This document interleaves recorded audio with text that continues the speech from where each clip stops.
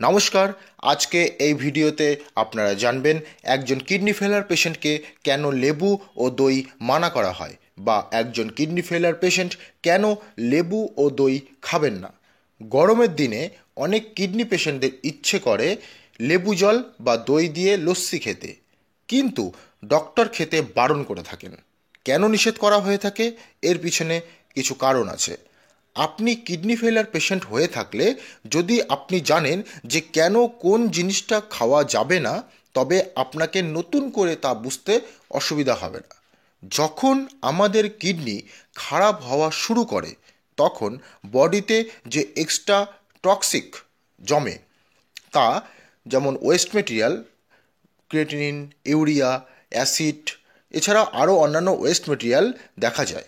রিপোর্টসে সাধারণত ক্রিয়েটিনিন ও urea value দেখে kidney এর স্থিতি জানা হয়ে থাকে। এর সঙ্গে সঙ্গে যে ওয়েস্ট মেটেরিয়াল আদার্স, সেগুলোও জমতে থাকে। এর মধ্যে একটি হলো অ্যাসিড।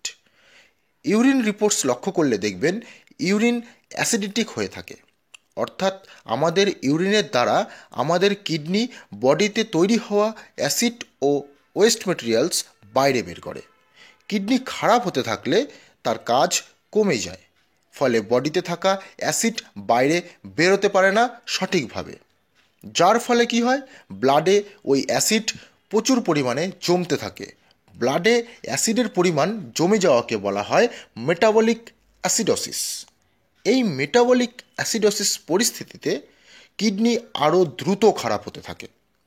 যদি আপনার আগে ক্রিয়েটিনিন লেভেল 3 থেকে 4 থাকে, 1 থেকে 1.5 মাসের মধ্যে বা 2 মাসের মধ্যে দেখবেন 5, 6, 7 পর্যন্তও চলে যায়। সাডেনলি এই ক্রিয়েটিনিন লেভেল জাম্প করতে থাকে এই মেটাবলিক অ্যাসিডোসিসের কারণে। ক্রিয়েটিনিন ভ্যালু 2 বা 3 যতক্ষণ ক্রস না করছে, ততক্ষণ কোনো সমস্যা বডিতে তেমন দেখা যায় না বেশিরভাগ পেশেন্টদের ক্ষেত্রে। কিছু কিছু পেশেন্টদের ক্ষেত্রে এর বিপরীত হয়, কিন্তু 3 থেকে 4 লেভেল ক্রস করার পর খুব দ্রুত ক্রিয়েটিনিন লেভেল জাম্প করতে থাকে। মেটাবলিক অ্যাসিডোসিসকে কন্ট্রোল করার জন্য এক এক ডক্টর এক এক রকমের তাদের নিজস্ব পার্সোনাল ট্রিটমেন্ট বা চিকিৎসা করে থাকেন।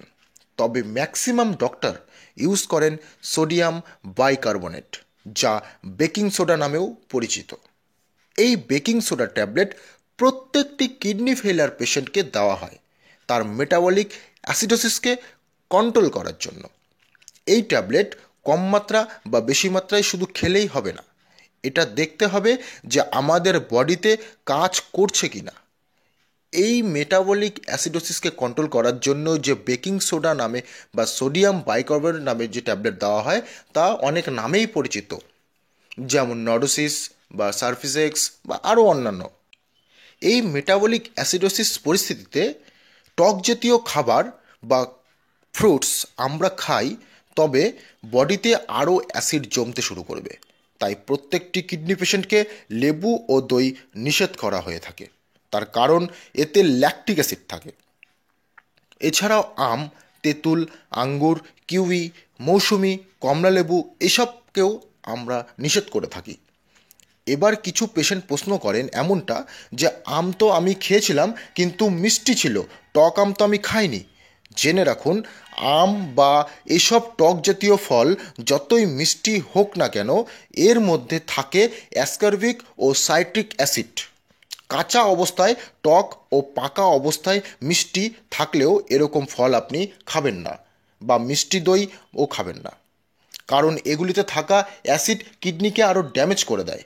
এমনটা নয় যে মিষ্টি হলে তার মধ্যে অ্যাসিডিটিক যে ভাবটা সেটা থাকে না, তার মধ্যে যে অ্যাসকারভিট বা ল্যাকটিক বা সার্টিক অ্যাসিড এই টক জাতীয় ফলগুলো বা দইয়ের মধ্যে থাকে, সেগুলো কিন্তু তার মধ্যে থেকেই যায়। আপনি স্বাদ অনুভব মিষ্টি করলেও তার মধ্যে সেই অ্যাসিডটা থেকেই যাচ্ছে, যা কিডনির জন্য মারাত্মকভাবে ক্ষতিকারক যদি আপনি কিডনি ফেলিয়ার পেশেন্ট হয়ে থাকেন। তবে কারো কোনো কথা শুনেও যে একদিন বা 1 চামচ খেলে কিছু হবে না, খেয়ে নে, এমনটাও করতে যাবেন না।